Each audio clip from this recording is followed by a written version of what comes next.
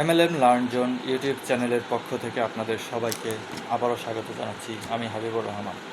Multi level marketing আইন 2013 এর ধারাবাহিক সিরিজের আজকে আমরা রয়েছি তৃতীয় পর্বে। আজকে আমাদের আলোচনায় রয়েছে এই আইনের দ্বিতীয় অধ্যায়, মাল্টি লেভেল মার্কেটিং পরিচালনায় লাইসেন্স এর গুরুত্ব। এই আইনের উদ্দেশ্য পূরণকল্পে লাইসেন্সের অধীনে নিম্ন বর্ণিত পণ্য বা সেবার ক্ষেত্রে মাল্টিলেভেল মার্কেটিং কার্যক্রম পরিচালনা করা যাইবে। অর্থাৎ কিছু পণ্যের এখানে নির্দিষ্ট করে দিয়েছে এই পণ্যগুলো আমরা মার্কেটিং করতে পারবো। তার 1 নম্বরে রয়েছে গৃহস্থালী পণ্য, 2 নম্বরে ইলেকট্রিক ও ইলেকট্রনিক্স, 3 নম্বরে হোম অ্যাপ্লায়েন্স পণ্য, 4 নম্বরে হার্বাল পণ্য, 5 নম্বরে প্রসাধন ও টয়লেট্রিজ পণ্য, 6 নম্বরে রয়েছে টেলিযোগাযোগ সেবা বা উহার ব্যবহারযোগ্য পণ্য, 7 নম্বরে রয়েছে প্রশিক্ষণ সংক্রান্ত পণ্য ও সেবা, 8 নম্বরে রয়েছে কৃষিজাত ও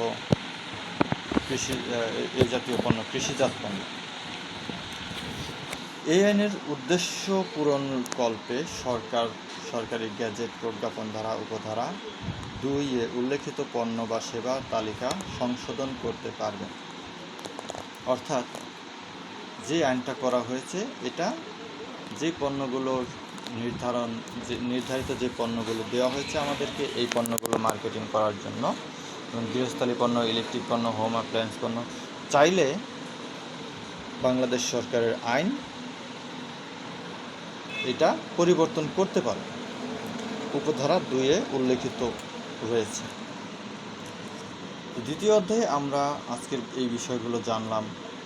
গৃহস্থালী পণ্য আমরা মাল্টিলেভেল মার্কেটিং সিস্টেমে বিক্রি করতে পারবো, সেল করতে পারবো। ইলেকট্রিক পণ্য, ইলেকট্রনিক্স পণ্য এই দুটো আমরা সেল করতে পারবো। হোম অ্যাপ্লায়েন্স পণ্য সেল করতে পারবো, হার্বাল পণ্য সেল করতে পারবো, প্রসাধন ও টয়লেট্রিজ পণ্য বিক্রি করতে পারবো, টেলিযোগাযোগ সেবা বা উহার ব্যবহারযোগ্য পণ্য এগুলোও করতে পারবো, প্রশিক্ষণ সংক্রান্ত পণ্য ও সেবা, কৃষিকাজ ও কৃষিজাত পণ্য সেবা এগুলোও সেল করতে পারবো। অর্থাৎ আমরা বুঝতে পারি কি বোঝা যায় এখানে, যে আমরা বৈধ, এই সবগুলো কিন্তু বৈধ, এগুলো আমরা সেল করতে পারবো আমরা এই বৈধগুলো।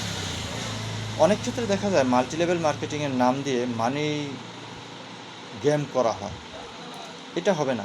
অদৃশ্য কোনো পণ্য সেল করা যাবে না, দৃশ্যমান পণ্য, এই পণ্যগুলো আমরা বিক্রি করতে পারবো। তো সবাই সঠিক মাল্টিলেভেল মার্কেটিংয়ের সঠিক নিয়মগুলো জানুন, আইন সম্পর্কে জানুন, সঠিক MLMকে বাংলাদেশে প্রতিষ্ঠা করুন এবং সাথে থাকুন। আপনাদের সাথেও আমরা আছি। সঠিক পথে ব্যবসা করলে এই ব্যবসায় ধস নামবে না। মাল্টিলেভেল মার্কেটিং যেমন সারা বিশ্বে আলোড়ন সৃষ্টি করেছে, আমাদের দেশেও আলোড়ন সৃষ্টি করেছে, কিন্তু আমরা এর বদনাম করে ফেলেছি।